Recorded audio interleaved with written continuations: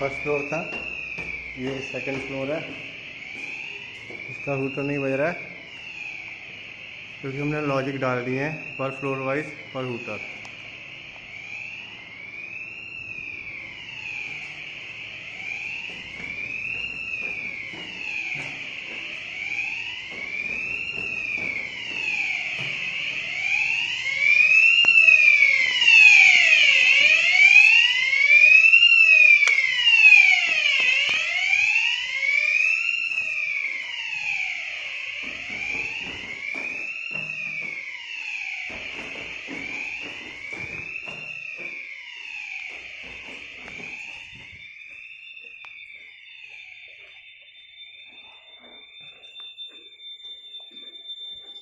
इस पैनल पे फॉल्ट आया, फर्स्ट फ्लोर कॉरिडोर दोनों लोग सर्विस करते हैं।